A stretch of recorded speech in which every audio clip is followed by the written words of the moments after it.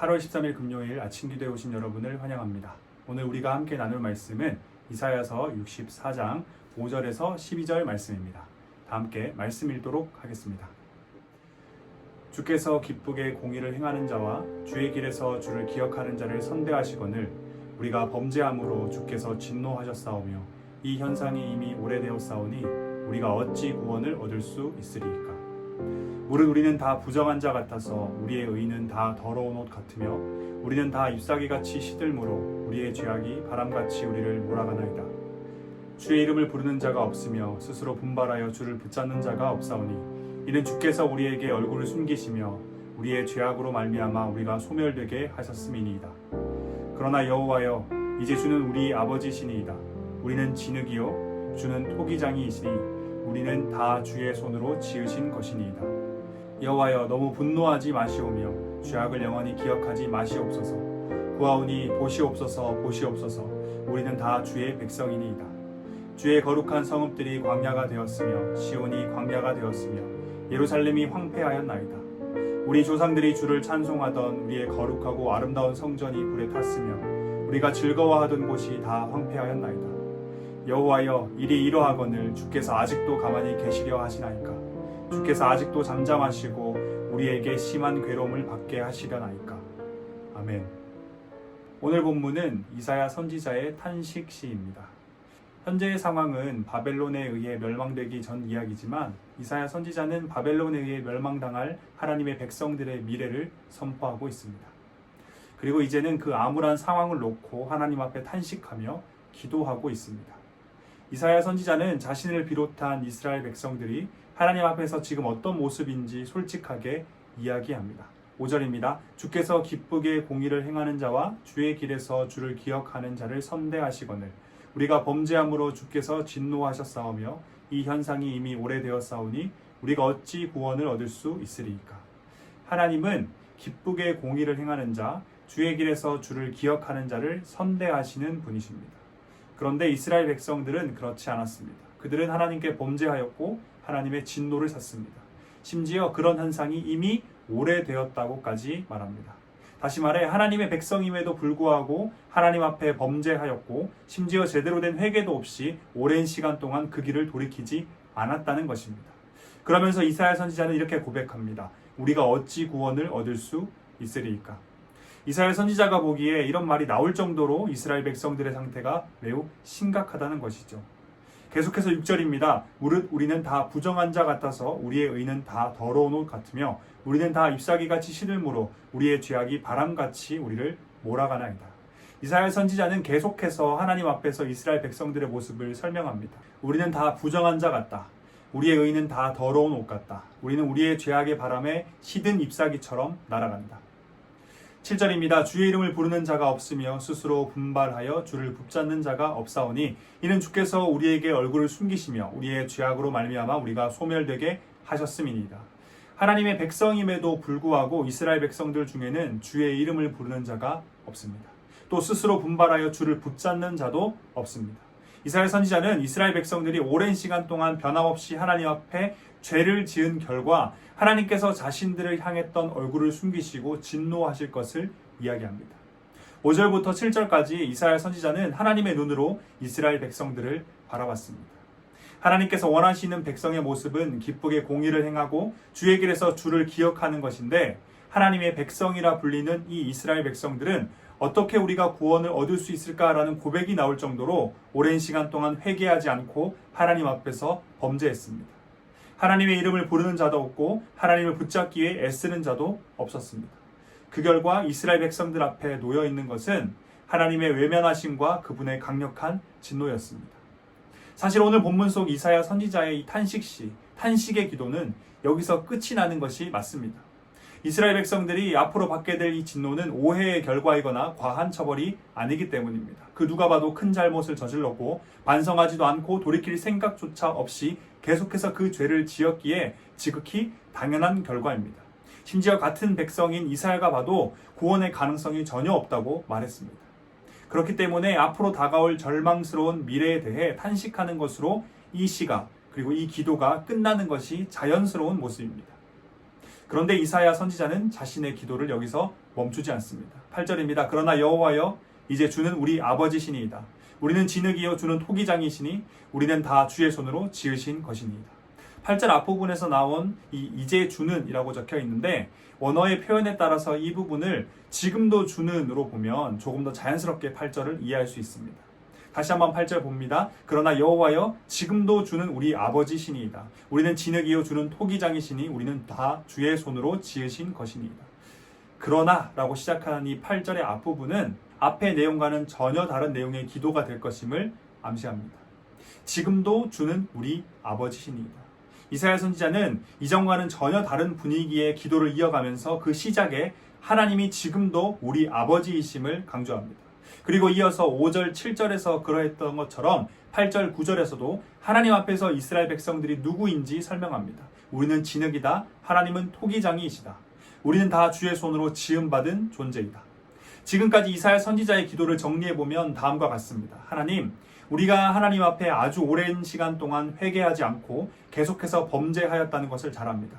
누구도 주님의 이름을 부르지 않았고 누구도 주를 붙잡기에 애쓰지 않았습니다. 그래서 우리가 하나님의 진노를 받는 것은 어찌 보면 당연한 것입니다. 그런데 하나님, 우리가 비록 하나님 앞에 범죄하였지만 하나님은 지금도 우리 아버지이십니다. 우리는 진흙이고 하나님은 토기장이시며 우리는 하나님께 지음받은 존재입니다. 그러면서 9절에 이사야 선지자의 간절한 눈물의 기도가 이어집니다. 여호와여 너무 분노하지 마시오며 죄악을 영원히 기억하지 마시옵소서. 구하오니 보시옵소서 보시옵소서. 우리는 다 주의 백성이니이다. 이사야 선지자는 보시옵소서 보시옵소서라고 두 번씩이나 같은 말을 반복하면서 자신들이 하나님의 백성임을 기억해달라고 말하며 하나님의 긍휼을 구합니다. 이어서 이사야 선지자는 회복과 돌이킴의 은혜를 부어주시길 계속해서 기도드리는데요. 10절입니다. 주의 거룩한 성읍들이 광야가 되었으며 시온이 광야가 되었으며 예루살렘이 황폐하였나이다. 11절입니다. 우리의 조상들이 주를 찬송하던 우리의 거룩하고 아름다운 성전이 불에 탔으며 우리가 즐거워하던 곳이 다 황폐하였나이다. 주의 거룩한 성읍들이 광야가 되고 시온이 광야가 되었고 예루살렘이 황폐하였습니다. 그리고 거룩하고 아름다운 성전이 불에 탔고 즐거워하던 곳이 황폐하였습니다. 이사야 선지자는 이스라엘 백성들의 중심이 되는 성전부터 예루살렘, 시온, 그리고 나머지 모든 성읍들까지, 다시 말해 하나님의 백성들이 살아가는 모든 땅이 예외 없이 광야가 되고 황폐하였다고 말합니다. 이것은 이사야 선지자가 선포했던 말씀, 바벨론에 의해 멸망될 이스라엘 모습을 이야기하는 것입니다. 이사야 선지자는 우리가 계속해서 묵상하고 있는 이사야서의 말씀을 통해서 확인할 수 있듯이 자신에게 전해진 하나님의 말씀, 다시 말해 범죄한 이스라엘 백성들에게 내려질 하나님의 진노의 말씀을 듣고 전했습니다. 하지만 이사야 선지자는 그 말씀을 선포하는 것뿐만 아니라 오늘 본문처럼 하나님 앞에 긍휼을 구하는 기도를 합니다. 여호와여 일이 이러하거늘 주께서 아직도 가만히 계시려 하시나이까? 주께서 아직도 잠잠하시고 우리에게 심한 괴로움을 받게 하시려 하나이까? 지금 이사야 선지자는 하나님께 들은 말씀을 이스라엘 백성들에게 선포하는 것뿐만 아니라 그 들은 말씀 앞에 하나님께 무릎 꿇었습니다. 하나님께 회개하였고 애통하는 마음을 가지고 하나님께 부르짖었습니다. 하나님의 긍휼을 구한 것입니다. 우리가 이스라엘 역사를 이미 알고 있듯이 하나님의 말씀대로 이스라엘은 결국 바벨론에 의해 멸망당하여 포로로 끌려가고 말았습니다.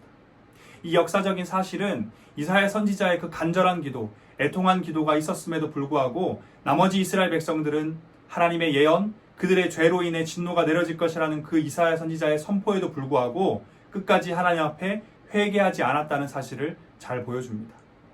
이사야 선지자도 그리고 나머지 이스라엘 백성들도 모두 하나님의 말씀을 들었다는 것을 우리는 기억해야 합니다. 그 말씀은 그들의 죄를 지적하는 말씀이었고 돌이키지 않으면 받게 될 진노에 관한 말씀이었습니다. 하지만 그 같은 말씀 앞에서 하나님의 백성들의 반응은 서로 달랐습니다. 이사야 선지자는 말씀 앞에 반응하여 회개하고 하나님의 긍휼을 구하는 기도를 드렸습니다. 하지만 다른 이스라엘 백성들은 그들이 지금까지 살아왔던 모습대로 회개하지 않고 하나님 앞에 범죄하며 주의 길을 떠나 자신의 길을 걸어갔고 결국 하나님의 진노를 받고 말았습니다. 사랑하는 대학교의 성도 여러분, 오늘 본문은 우리에게 날마다 주어지는 하나님의 말씀 앞에서 우리가 어떻게 반응해야 할지를 가르치고 있습니다. 우리는 날마다 주어지는 말씀 앞에 회개하는 자가 되어야 합니다. 내가 그리스도와 함께 십자가에 못 박혔나니 그런즉 이제는 내가 사는 것이 아니요 오직 내 안에 그리스도께서 사시는 것이라. 이제 내가 육체 가운데 사는 것은 나를 사랑하사 나를 위하여 자기 자신을 버리신 하나님의 아들을 믿는 믿음 안에서 사는 것이라. 갈라디아서 2장 20절의 말씀과 같이 내가 사는 것이 아니라 내 안에 그리스도께서 사시는 삶, 그런 삶을 살기 위해선 우리에게 매일의 회개 기도가 필요합니다. 이 회개 기도는 특별한 사건이 있을 때만 하는 것이 아닙니다. 우리가 잘 알듯이 우리는 지금도 그리고 여전히 아주 손쉽게 다양한 죄를 지으며 살아갑니다. 만족하기보다는 욕심을 부리려 하고 사랑하기보다는 분노하며 미워합니다. 내가 말씀에 맞추어 살기보다는 말씀을 나에게 맞춰 살아갑니다. 성도 여러분, 매일 아침 말씀을 묵상하며 말씀의 빛으로 우리 삶 구석구석을 비춰 점검해야 합니다. 그리고 죄로 얼룩진 우리의 삶의 영역이 있다면 회개를 통해 깨끗하게 닦아내야 합니다. 이 작업은 예수님이 다시 오시는 그날까지 해야 하는 우리의 평생의 과업입니다. 회개는 특별한 사건이 있을 때만 하는 것이 아니라 날마다 해야 하는 것이며 그것이 곧 내가 사는 것이 아니라 우리 안에 그리스도께서 사시는 삶의 모습입니다. 회개 기도는 하나님 앞에 우리의 솔직한 모습을 인정하고 내어놓는 것에서 시작합니다. 오늘 본문 5절부터 7절에서 이사야 선지자가 그러했듯이 말씀의 빛으로 우리의 삶을 구석구석 비추어 하나님 앞에 우리가 어떤 삶을 살고 있는지 가감없이 드러내야 합니다. 그 누구에게도 들키고 싶지 않은 죄일지라도 스스로 결코 인정할 수 없는 죄일지라도 말씀의 빛이 비춰질 때 그것을 하나님 앞에 인정하고 가감없이 드러내야 합니다. 하지만 그렇다고 적나라하게 드러난 죄로 얼룩진 우리의 추악한 삶의 모습 앞에 절망만 하고 있어서는 안 됩니다. 8절부터 9절에서 이사야 선지자가 그러했듯이 십자가 사역을 통해 확증된 하나님의 사랑을 기억하며 우리의 창조자 구원자 되신 하나님을 붙잡아야 합니다. 우리는 하나님의 백성이고 하나님의 피조물입니다. 그리고 하나님은 우리의 아버지이십니다. 이 말씀을 의지하여 하나님 앞으로 나아가서 그분의 긍휼과 회복의 도우심을 구해야 하는 것입니다. 더 이상 그 죄들이 우리의 삶을 더럽히지 못하도록 그 자리에 하나님의 뜻이 세워질 수 있도록 하나님의 도우심을 구하며 주의 길로 돌이켜야 하는 것입니다. 회개 기도는 우리에게 다가올 진노를 피하기 위한 수단이 아닙니다. 하나님의 백성답게 거룩한 삶을 살기 위한, 나는 죽고 예수로 살기 위한 우리의 몸부림입니다. 세상 사람들뿐만 아니라 성도인 우리들도 무한 경쟁 사회라 불리는 이 세상에서 살아가기 위해 정말 열심을 다해 날마다 자기 개발을 합니다.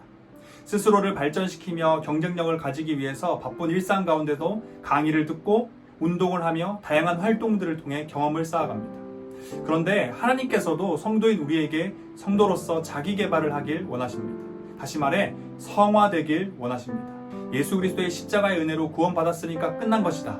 혹은 구원받았으니까 예수님이 다시 오실 때까지 세상에서 마음 편히 열심히 살아보자가 아니라는 것입니다. 성도인 우리는 점점 더 거룩한 자가 되어가야 합니다. 매일매일 조금 더 예수님을 닮은 자가 되어야 한다는 것입니다. 그리고 그 과정 가운데 매일의 회개 기도가 필요합니다. 매일의 회개 기도는 예수 그리스도가 다시 오시는 그날까지 우리로 하여금 조금 더 예수님을 닮은 사람으로 만들어갈 것이고 조금 더 거룩한 사람으로 만들어갈 것입니다. 우리 모두 회개하는 성도가 되길 원합니다. 매일 아침, 매주 수요일, 매주 주일마다 주어지는 하나님의 말씀 앞에서 이사야 선지자와 같이 민감하게 반응하여 우리의 삶 속에 죄의 얼룩들을 지워가며 거룩함을 채워갑시다. 회개의 기도로 하루를 시작하고 회개의 기도로 하루를 끝맺는 우리가 되길, 그리고 오늘이 그 시작이 되길 간절히 소망합니다. 우리 모두 열심을 다해 매일같이 회개의 자리로 나아갑시다. 다 함께 기도하겠습니다. 우리의 창조자 구원자 되신 하나님, 주님의 이름을 찬양합니다. 오늘도 어김없이 우리에게 새 생명 주심에 감사드립니다. 사랑하는 하나님, 우리 대학교의 공동체 모든 성도들이 날마다 회개하는 삶을 살길 원합니다. 매일 주어지는 말씀이 우리의 삶에 빛이 되어 구석구석 비출 때 숨기고 가리는 것이 아니라 겸손한 마음으로, 애통하는 마음으로 죄로 얼룩진 우리의 삶의 영역을 하나님 앞에 내어놓길 원합니다. 우리로 하여금 더욱 거룩한 백성이 되길, 더욱 예수님 닮은 자가 되길 원하시는 하나님, 하나님 앞에 우리의 죄, 우리의 나약함을 내어놓을 때 하나님의 위로와 능력을 부어주시길 기도합니다. 더 이상 같은 죄의 유혹을 받지 않도록, 더 이상 같은 죄에 넘어지지 않도록 하나님의 능력의 손으로 붙잡아 주시길 간절히 소망합니다. 그래서 제가 주는 가짜 만족과 기쁨이 아니라 말씀에 순종하며 살 때 누릴 수 있는 진정한 만족과 기쁨을 누리며 살길 원합니다. 오늘 주어진 이 말씀 앞에서 어느 누구 예외 없이 모두를 회개의 자리로 부르시고 회개할 때 큰 위로와 능력을 허락하여 주실 하나님을 기대하며 우리의 구원자 삶의 이유 다시 오실 예수 그리스도의 이름으로 기도드립니다. 아멘.